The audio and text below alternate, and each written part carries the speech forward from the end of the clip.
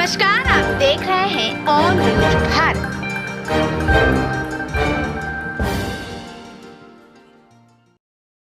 यह अभूतपूर्व है। आपने आज तक ऐसा नहीं देखा होगा कि आचार समिति में फर्जी मामला बनाकर इस तरह से किसी भी सदस्य की सदस्यता ले ली जाए। आपने यह भी देखा होगा कि अगले को अपना पक्ष रखने का मौका भी नहीं दिया गया। ये पटकथा दिनांक 19 अप्रैल 24 को एक अन्य मार्ग में माननीय बिहार के मुख्यमंत्री नीतीश कुमार के नेतृत्व में बन चुका था।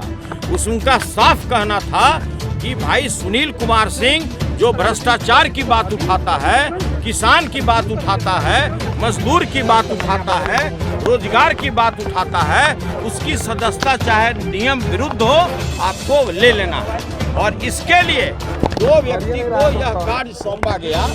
एक को लोभ दिया गया कि भाई आपको उप सभापति बनाया जाएगा और एक को लोकसभा का टिकट देने का प्रलोभन दिया गया। और इस प्रलोभन के दबाव में सारा कुकर्म कराया गया उन लोगों से। आप लोग ये भी जानते हैं कि जो नियमावली बनाई गई है बिहार विधान परिषद की संचालन नियमावली, उसमें दंड में कहीं भी प्रावधान नहीं है कि आप किसी सदस्य का सदस्यता ले लें। तो आपने ये भी देखा होगा कि जिस तरह से आज सदन में जब नेता प्रतिपक्ष ने कहा कि भाई यह जो आप इस मामले को लाए हैं इस पर चर्चा होना चाहिए, सभापति महोदय ने हम लोग को आश्वस्त किया कि भाई इस पर चर्चा जिस समय ये आएगा हाफ टाइम के बाद कराया जाएगा। लेकिन उसको आनन फानन में हाफ टाइम के पहले ही हाँ ना करके समाप्त करा दिया गया। मैंने उठ करके बोला कि भाई जिसको फांसी दी जा रही है कम से कम उसकी बात तो सुन लीजिए। और ये बिल्कुल यह लोकतांत्रिक मूल्यों का हत्या है जो आज जो सदन में हुआ है ये सदियों तक लोग याद रखेगा। आज यह सदन का बिल्डिंग भी कह रहा है कि अन्यायपूर्ण निर्णय हुआ है। आप किसी कर्मचारी से बात कीजिए, किसी सदस्य से बात कीजिए, सभी लोगों ने कहा है ये लोकतांत्रिक मूल्यों का हत्या है। आचार समिति की बैठकों में आप नहीं जा रहे थे, कहा जा रहा था। बिल्कुल यह फर्जी आरोप है। जितने बार भी हमको नोटिस मिला उस समय लोकसभा का चुनाव चल रहा था, मैंने कहा कि राष्ट्रीय जनता दल ने मुझे स्टार कैंपेनर बनाया है, मैं सारण का प्रभारी हूँ, इसलिए जैसे ही लोकसभा का चुनाव खत्म होगा मैं आपके दिए हुए तिथि पर उपस्थित होकर सभी वस्तु स्थिति की जानकारी दूंगा। उसके बाद उन्होंने कहा कि नहीं आप लास्ट 12 तारीख को आइए, नहीं तो मैं एक तरफा फैसला ले लूंगा। 12 तारीख को उपस्थित होकर मैंने समिति के समक्ष कहा कि भाई जब तक हमको साक्ष्य नहीं दीजिएगा नेचुरल जस्टिस के तहत, जब तक आप वीडियो का क्लिप नहीं दीजिएगा तब तक हम कैसे जवाब दे सकते हैं। इसके बाद भी मुझे न तो साक्ष्य उपलब्ध कराया गया न वीडियो क्लिप उपलब्ध कराया गया। और समिति के 3 सदस्य, समिति में 6 सदस्य थे, 3 समिति ने यह लिख करके दिया है कि भाई जो यहाँ पर प्रक्रिया चल रहा है, जो इसका प्रोसीडिंग है वो हम लोग को कृपया उपलब्ध कराया जाए। जो कमेटी के सदस्य थे यह निर्णय क्या हो रहा है एक तरफा, उन लोग को भी उपलब्ध नहीं कराई गई। उन लोगों ने भी लिखित रूप से सभापति को दिया है।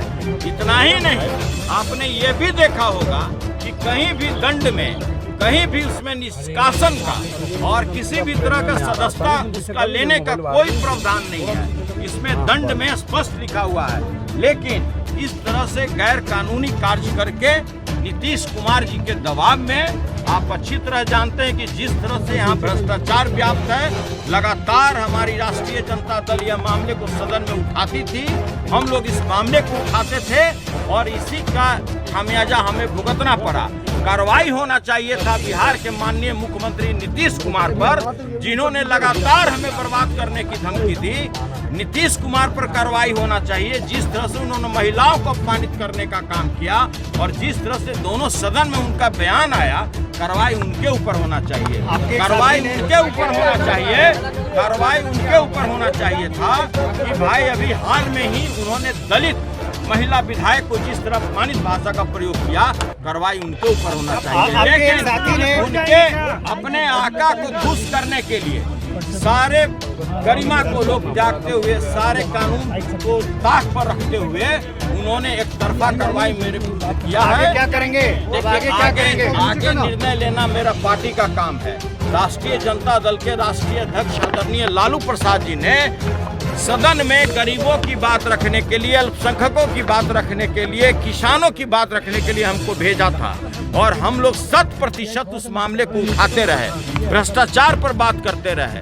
कोई ऐसा जिला नहीं है, कोई ऐसा अनुमंडल नहीं, कोई ऐसा प्रखंड नहीं जहां बगैर रिश्वत का कार्य होता था। एक साथी ने माफी मांग लिया, आप भी क्या माफी मांगने कहा गया था आपको? माफी मांगना चाहिए माननीय नीतीश कुमार को कि उन्होंने अपराध किया है, उन्होंने गलत आचरण किया है, वो लगातार सदस्यों को बर्बाद करने की धमकी देते रहे। हम लोगों ने कभी भी जो विधान परिषद की जो प्रक्रिया और कार्य संचालन नियमावली है उसके प्रतिकूल हमने कभी कोई कार्य नहीं किया है। सभी लोग जानते हैं हम लोग जनहित के मुद्दा उठाते थे जो माननीय मुख्यमंत्री जी को नागवार गुजरता था। माननीय मुख्यमंत्री जी के दबाव पर सारी कार्रवाई की जा रही थी और इसकी पटकथा मैंने पहले भी कहा है कि 19 अप्रैल को ही तैयार कर दी गई थी एक अन्य मार्ग में। उसके अलावा देश में पहली बार आपने देखा होगा कि जो पत्र हमारा हाथ से लोग स्वीकार नहीं करता था, जो हम सभापति या जो आचार समिति के अध्यक्ष थे उनको देते थे, तो मैंने डाक से भेजना शुरू किया। डाक मेरा लौटा दिया जाता था। मेरा डाक कहता था कि नहीं, सचेतक सुनील कुमार सिंह का चिट्ठी रिसीव नहीं करना है।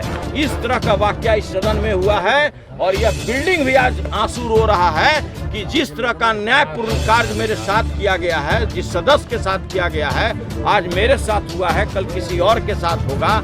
सरकार आती है और जाती है।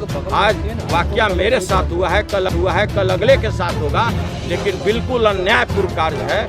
कोई आदमी को उप सभापति बनना था, किसी को लोकसभा का सदस्य बनना था और नीतीश कुमार जी ने उन लोगों को प्रलोभन देके दबाव में ऐसा कार्य कराया है जो नियम संगत नहीं है। आज तक पूरे देश के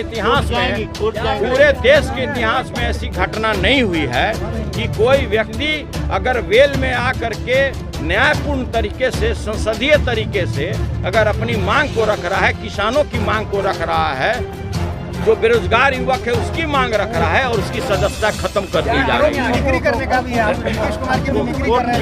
बिल्कुल फर्जी आरोप है। अगर मिमिक्री आप कभी भी, आप लोग मीडिया वाले हैं, आप लोग भी जब कार्य संचालन होता है तो उस समय आप लोग भी उपलब्ध होते हैं। कभी भी वीडियो निकाल लीजिए कि क्या डॉक्टर सुनील कुमार सिंह ने कभी मिमिक्री की, और यदि मिमिक्री करता भी तो वो भी अपराध नहीं है, वो भी अपराध के श्रेणी में नहीं है कि कोई किसी की मिमिक्री करे और उसकी आप सदस्यता ले लें। आप लोग जानते हैं कि भारत के माननीय प्रधानमंत्री जी भी किसी की मिमिक्री किए लेकिन उनकी सदस्यता नहीं गई। यह बिल्कुल फर्जी है, यह आरोप फर्जी है और ये लोग डिटरमाइंड थे। पटकथा पहले से तैयार था और इसमें जिस तरह का आरोप लगाए गए हैं कहीं दूर दूर तक मेरे ऊपर आरोप साबित नहीं होता है। देखिए, किसी व्यक्ति को अगर आपने सदन से निकाल दिया तो आप सड़क से नहीं हटा सकते हैं। मेरा आवाज सड़क पर से ऐसा लागू होगा जाएगा। ये समाजवादी चोला में देश में इतना बड़ा भ्रष्टाचारी नेता कोई नहीं है माननीय नीतीश कुमार जैसा। माननीय नीतीश कुमार जैसा महिलाओं को अपमानित करने वाला नेता इस देश में कोई पैदा नहीं हुआ है। माननीय नीतीश कुमार जैसा नेता जो सदन में प्रत्येक सदस्य को डराता हो, कहता हो कि दबाव देंगे तुम बर्बाद हो जाएगा, ऐसा नेता आपने नहीं देखा होगा। यह निर्णय वोट जाएंगे कि नहीं जाएंगे, यह निर्णय लेना पार्टी का काम है। हमारी राष्ट्रीय जनता दल राष्ट्रीय अध्यक्ष आदरणीय लालू प्रसाद जी, तेजस्वी यादव जी निर्णय लेंगे कि आगे हमको क्या करना है।